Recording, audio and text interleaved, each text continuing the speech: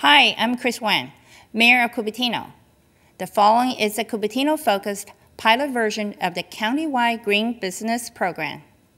This pilot will support our local businesses who seek to elevate their commitment to the environment by implementing actions that achieve operational efficiencies and conserve financial resources during hard economic times. As part of our thinking about the Green Business Program and how we could support it, we thought it would be a good idea to reach out to our existing green businesses and find out what that process was like for them. And we weren't really sure what we were going to learn when we went out to talk to all these businesses. As some of you know, we have 10 businesses in Cupertino that are certified out of thousands, and we thought, gee, we think we can do better than that. And so we thought, well, maybe there's something that's really difficult about this, or that we need to figure out and work on in order to make this process work for others. And actually, as we found out, that we have very happily certified, green certified businesses in Cupertino, and we wanted them to come and share their story with all of you because we think it will inspire you. I'll also mention that we have another green business in the audience, which is Sweet and Savory Catering Company. And so we hope that during the breaks that you actually take an opportunity to interact with these businesses because they have lots of great information to share. So let me make some introductions here. Josh Hogan is with the Cypress Hotel and also Park Place Restaurant. Both of those businesses separately are green certified. And to Josh's right, or to your left, is Mary Payne with the Driving Machine, a longtime Cupertino business. They do BMW automotive repair. And Adam Montgomery at the end, last but not least, is with Real Estate Association for basically Realtor Association called Silvar. And all three of them have gone through the green certification process. And what's beautiful about this panel is that all of the businesses are a little bit different. We've got a restaurant, a hotel, an automotive business, and then Silvar is really what I would just call functioning as a traditional office setting. So they all have a little bit of a different twist on this story. So I want to start with a very basic question, and this came up when we met with all of these businesses individually. We wanted to know what the impetus was. Why did they decide that they wanted to become a certified green business, and what value has it brought to their organization? And I thought it would be an interesting place to start with Adam, because he doesn't have a traditional, retail storefront business. So we're curious about what Silvar found as an impetus, and if you could touch on leadership as part of your response would be great. Okay. Well, just to have a little more information about our organization, Silicon Valley Association of Realtors, and we're part of the California and the National Association of Realtors, which is one of the largest trade associations in the nation. Locally here, we represent about 4,000 members, and we try to create a network of real estate agents. And all of our members sign a code of ethics to be part of our organization. So one thing to think about is all realtors are real estate agents, but not all real estate agents are realtors. So that's kind of a general background of what we are, and we offer a lot of services to our members, including a store in Cupertino. So we have a little bit of a retail component, but not to the degree of some of these other businesses up here. The reason why we decided to do it is kind of leadership. We thought it was important to our members for them to be aware of the program, to be aware of what they can do on their own to improve, not only reduce their electrical bills, but also improve their stature in the community of being a leader and trying to be a green business. We learned about the program through actually Palo Alto Chamber of Commerce program, where they were trying to get businesses to join. So it wasn't through, even though we were located in Cupertino, it was through a program out of the Palo Alto Chamber of Commerce that convinced us to join and try to become a certified green business. We were the first certified association in the state 3 years ago, and since then our state association has taken a lot of steps to kind of follow us and also become a certified green business at the state level. There's a lot of efforts nationwide on this issue, but I think it was important to show the commitment to that and also to our members that we were trying to do everything we could to be as efficient as they're members of our organization, and so they want to make sure we're being efficient with their money. So that's another key piece of it. So Josh and Mary, if you could chime in too with your take on this. And one of the things that is worth mentioning here is that in both of their businesses, there is actually an industry standard for both hotels and also for automotive businesses that kind of parallels the county's green business process. So if you could kind of touch on how you were able to kind of approach this on a dual track. Shall I? Yeah, go ahead. Okay. So, again, I'm Josh Hogan. I'm with Kimpton Hotels, and we have the Cypress and Park Place restaurant here in Cupertino. And I think one of the important things for us is the question is really what's the impetus behind really getting this rolling. One of the lucky things for myself and for Kimpton is we're a hotel company that was really grown out of California. We started in San Francisco, and as I was discussing with some of you in the audience here earlier, we are lucky to be in a state that really has, and has for quite a long time, provided some influence in this direction and helped us to really push forward in these directions and build green businesses. So Bill Kimpton founded our company 20 years ago with an earth care program in the 80s. So we had a little bit of a starting ground to work from, but really not until the last 5 or 6 years have things really expanded. I think we owe a lot of that to our ability to communicate as a culture and with social media and with the internet in general, and it's really brought us together a little bit as a country and brought some of our values here from where we are in San Francisco and with Kimpton out to other areas. So that said, one of the biggest things that has helped us over the last 3 years is that there are now standards and there are more recognizable standards. So being on the sales and marketing side from a hotel industry standpoint, we all want to do something that's good for ourselves and good for the environment, but now we have the opportunity to also see an ROI on that.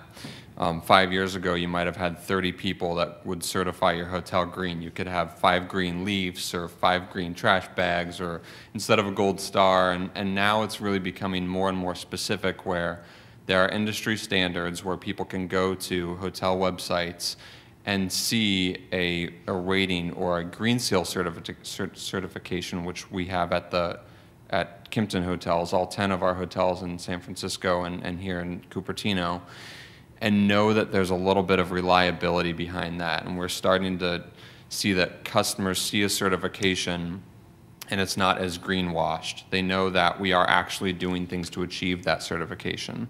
So that's what right now is really spurring things forward, in that we have partners out there outside of our industry, both locally in Cupertino and across the country, that help us to get the message out that we're green. So not only can we do it for ourselves because it's the right thing to do, but we can also really build our company around that message and garner more business because of that message. So that's one of the larger ROIs from that.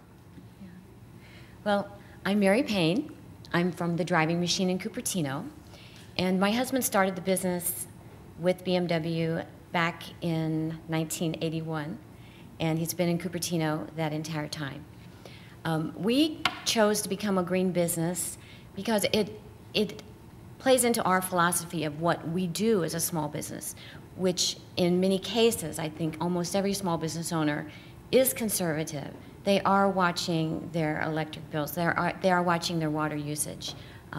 In our industry, we have very strict rules as far as what the best practices are for recycling, reusing. Your antifreeze is recycled, your oil is recycled. We're actually responsible for every ounce of fluid that goes in and out at our business, and there's strict reporting efforts that go along with that. So being green was just part of our own philosophy. And as Josh was saying, it's a credential.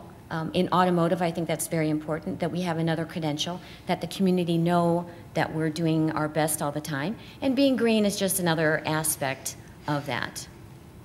Thank you. So I'd like you to continue, Mary, because as Josh mentioned, part of the ROI is getting the word out that you are green, and all three of you are doing kind of unique things in that area. Maybe you could talk about your bags and your blog, different ways of letting people know. Yeah. We actually, at our business, we have, I had printed a very nice reusable bag, you know, kind of like the ones that you take to the grocery store. And people also use them at school, I'm understanding, because it's got a very nice large base to it, and it has our logo on it. So we give those to our customer. I made sure that in playing with what we try to do in our business, quality is very important to us, so I made sure that I got the best one that I could. I did pay a little bit more for it, but I know everybody's going to use it for a long time. And once again, it's got our logo on it. So I see those at the local stores. I see them at Whole Foods and in the neighborhood at De Anza College. So it's a good thing. And you actually blog about environmental topics, Yeah, don't you? I do. I do have a blog on our website. And of course, a lot of it is BMW specific. A lot of it has to do with environmental issues, with new rules that we have. We try to remind people that if they are trying to do any automotive repair, to make sure that they handle everything responsibly and safely and according to the law. So we do our part, I think, every day with being green, and it's very important in automotive because for such a long time we had a bad, not our business, but for such a long time automotive repair as an industry did not have a good image to the community. There were too many pictures of mechanics with dirty hands and things like this, and that's just not the case anymore in this industry because the cars have changed. They are becoming every day more environmentally friendly, which they started with OBD2 back in the 80s, and then OBD1. Now we're into OBD2 and eventually OBD3, which is your onboard diagnostics, which is controlling your fuel efficiency and your emissions. So when that check engine light comes on, that's all about clean air. So keep that in mind. That's a good point. Thank you. So when you go to Silvar or the driving machine, the first thing you notice on their doors, they have the seal that they are green businesses. But Josh, a lot of people make decisions to go to a hotel before they arrive at your front door. So how do you let them know about your status? Right. We have very few people that walk into the hotel that were just driving down the street and decided they needed a hotel room. So we really need to get that message out there in other ways. And one of the really great things about the last couple of years is that we run the largest four-diamond hotel in Cupertino, and we don't buy media. There's so much out there that you can do from a networking standpoint and utilizing a lot of the green resources as well as a network to get your message out there. So, I'm talking from two different standpoints here. There's a very guest-centric idea that we have in the hotel, whereas we are such a consumption-based building. We have basically 224 miniature studio homes that we turn over every night.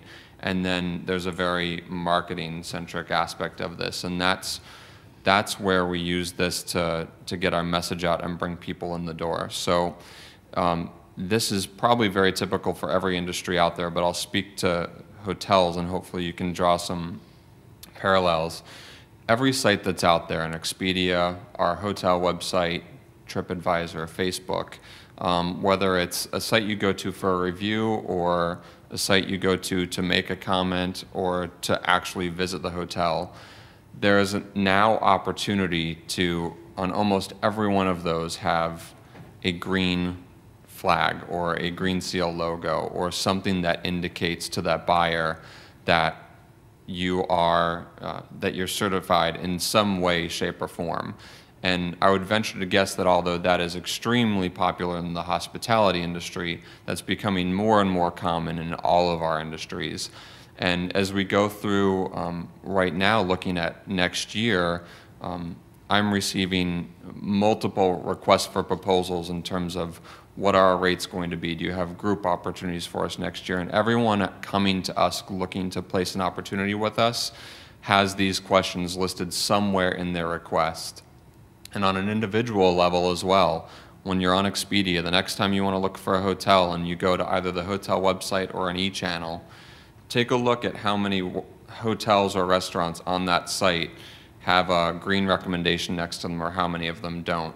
And is that influencing your own personal buying decision? And we're starting to see that really in the last 2 years, that not only is it just PR, now it's actually having an influence because people want to make a buying decision because of it.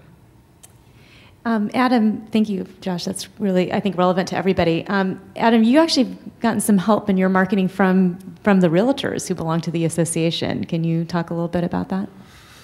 So like what they've done in terms of using certifications yet. So a few years ago when we first did this, there wasn't a lot of talk in the industry about green certification, but in 2007, it kind of picked up, and our national association actually has a green designation that our members can get through taking a number of courses.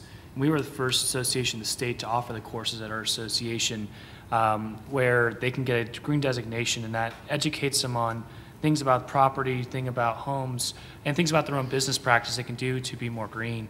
And what our members have done with that is they've branded themselves with that. So they're able to have, as part of their title, there's actually a green designation that's the same as an Esquire or something like that. You put it on the end of their name, they actually have a green designation. So they've been able to rebrand themselves as experts in that field. So people who are looking at trying to buy a home or buy a property with certain attributes, they're able to speak to those attributes.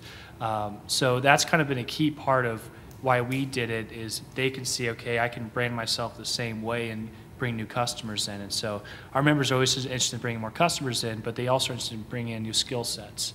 And that's kind of what this program led to. Customers. I'm glad you brought that up. Because we want to know if being a green business actually increases customers. And we've kind of already heard from Josh on this one. But Mary, I was very interested in something that you said about your referrals from the Green Business website. Can you talk a little bit about that? Yes. The website, the Santa Clara County Bay Area Green Business, the website, we do have people that go to that site and then come to our website, and I know they come into our business also. So once again, from a branding standpoint, from an individual company, it's letting your customer know that you are going the extra mile to do the right thing. And I think that's very important no matter what kind of business that you have. Now in our case, we had to do a lot of education with our employees to make sure, you know, this is why we start using paper cups versus the plastic cup, or, you know, that type of thing. So there was some amount of education that went on with our employees, but everybody was on board with it, and it's great. You know, there was something else that came up in discussion that Mary and I had about cross referrals. And I said, gee, I wish I had a BMW, I would take it to your shop. And she said, well, actually I can make it, you know, oh, you have a Toyota. Well, let me give you the name of another business that we know of that does, you know, so I find it interesting that there's this whole network emerging now where green businesses are making cross referrals to other green businesses, and there's kind of a word of mouth thing that happens that's pretty exciting. I don't know if anyone wants to comment on that. Yeah, I actually just this week found a great magazine that's published here in the South Bay called Eucalyptus, and it's distributed for free at Whole Foods. They're based out of Los Gatos, and that was a great partnership that we just started to build within the last 2 weeks, and it just rings true for that. And there are so many, especially again in Northern California, ways for us to help each other and then get the message out from there. That's the most powerful form of marketing, right? We all know it's the referral. And I've got the name on the list. Plug. Did you? Yeah, I know, really, exactly. They can. We'll build them later. So the next question I know you can all comment on, which is, since being certified, have your energy costs been reduced? And we're interested in generally other kind of reductions that you've seen or increases. I mean, I think people are worried that, you know, the recycled paper is going to cost more and that there's some give and take there. So if you could each kind of talk about where some of those savings have been and the place maybe where you realized the most savings and maybe didn't expect to see. Sure, I'll start here with, I'm going to start with an open comment in that in terms of very specific savings over a long period of time. I'd be happy to speak to anyone after the panel and actually work with Aaron, who's here as well, to kind of look at what are the options for your particular business, because it just varies so dramatically. But this is where the rubber really hits the road for us. So I'm here because I really need to know everything that's going in our hotel so that I can bring it outside of the hotel and let people know about it. But our operations team, our general manager, front office manager, chief engineer, these are the people that really make it work for us. And they spent the better part of last year really going through everything we needed to do to get Green Seal certified. And it was a long process. It took at least 6 months of preparation and really bringing new ideas in. Little things, you know, we went to, Recology hosted at our hotel a 2-hour training on recycling. Half of us were going in there thinking, really, I know how to recycle, and we left learning a lot of things about what's compostable, what's not, and how to do it in an office environment so that you're not composting next to your desk and now you have fruit flies, those type of things. But from a bigger picture at the hotel, when you're running a business as large as that, your savings are greater and they're also more long-term. So that's why I encourage everyone to really look at what type of assistance you can get, either just from a knowledge base from your local government or your peers here. Because, for example, the investment that we're going to make next year in CFLs in the hotel is significant. We're going a step above because our guests want dimmable CFLs.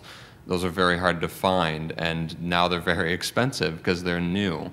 So there are some parts of this where if you don't have the upfront capital, we know we're going to make money in 5 years on energy costs on this. But how do you help yourself get it done now? If you're in a building that only needs 3 CFLs, you can do it probably. But if you're in one with 220 rooms, it's going to be a little more difficult. So a lot of the savings from this are still 2 to 5 years down the road. Some of them are more immediate, but seek local assistance, again, for how do you make that initial impact so it will last. And then, you know, there's a lot of very, very specific things in terms of water usage and electricity and recycling that we can all do on a smaller scale. Does that help? Yes, it does. Other. Well, I think, as Josh said, there are some things that are a little bit more expensive going in. So there's styrofoam versus paper. You know, your paper plates, those are going to be more expensive than the styrofoam. But I think once you start training your employees on the conservation effort, you'll find that you use less paper, you use less products, because they're just more cognizant of what's going on. So they're making sure that they use their own coffee cup. They're not throwing a paper one, recycling.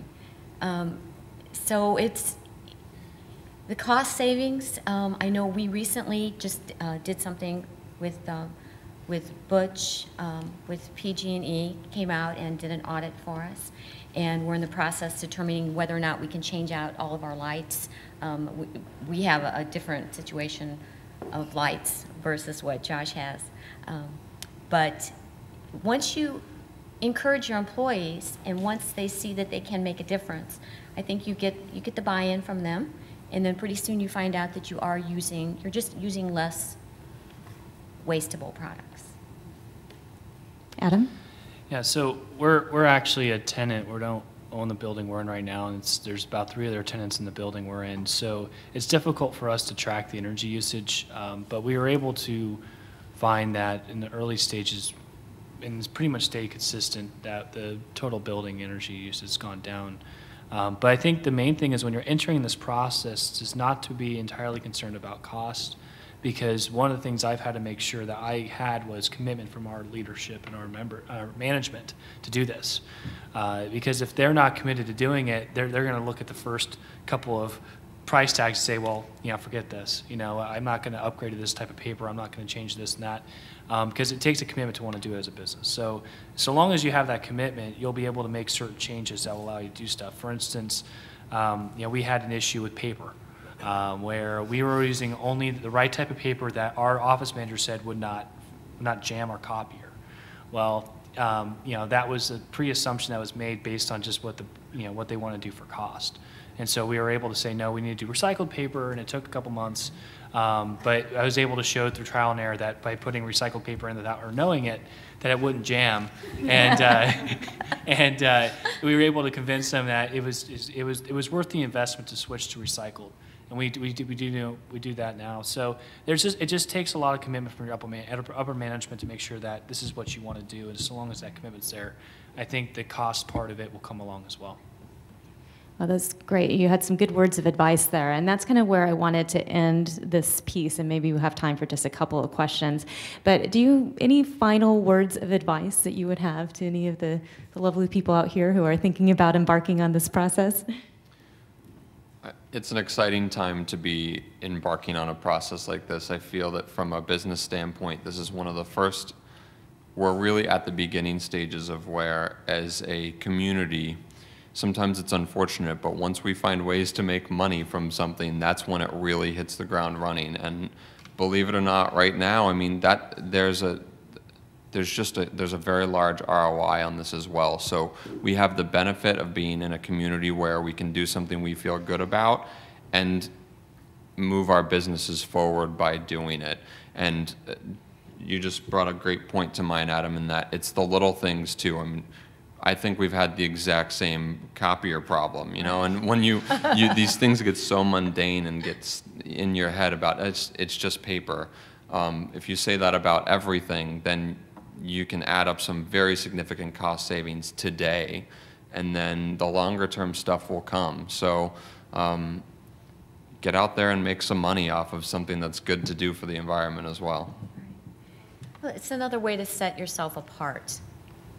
In our situation, we are the only automotive business that is certified green in Cupertino, and we belong to a large organization, the Automotive Service Councils of California, Automotive Service Association they're based in Texas, and there just aren't enough people in automotive, in my view, that are following this path, and I think that. As Josh said, it's a new movement, and if you get on board now, you'll set yourself apart from your competition, and it's not that hard to do. So I encourage everyone to become a green business. Yeah, and I guess words of encouragement or advice would be to just go ahead and try it, see what happens. I think the people who work with, when we did it, we worked, I think, with folks from Allied Waste, or Los Altos Waste, and some other groups from the county, and they are very helpful. You know, we didn't really know where we were going at first, and there wasn't a lot of education at that point on this issue, and I think you guys are in a better situation, so at least going to walk you through it. But, you know, from them just talking to us and kind of walking through our office, we thought we were doing everything right. Okay, and we had two, one recycling bin, one trash bin at every desk, but then we found out that the janitors were just throwing everything in the trash. And so we didn't actually figure that out until they did a walkthrough with us and said, well, where's all your recycling going? You guys don't have a recycling bin in the back. And so, this process, by just them meeting with us and sitting down with us, they were able to work with us. So I think just starting and seeing where you end up is probably a way. If you don't get certified, it's not the end of the world, but at least you're trying to make some steps to get in the right direction. Great. And Josh, did you want to make a little announcement about? Oh, well, I brought these only because I was searching for stuff I could bring that was printed and was still safe to bring to this panel discussion. It's printed on recycled paper using soy-based ink.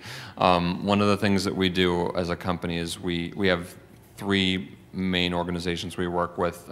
Trust for Public Land is one of them. So I left these out for people coming in today. This is a great example of how to promote your business. Basically, we're giving we donate $10 if you book using the rate code that's on here. But I brought this more as an example of something you can do as a business. So to really grab that customer who is really trying to make that purchasing decision based on an Earth Care program, this doesn't drive additional revenue for us. It drives additional exposure. We're giving a little bit away and really showing our partnership with someone else out there. Again, it's all about really working to build those partnerships with other organizations. Great. Before we go into questions, can we just give a round of applause for this group?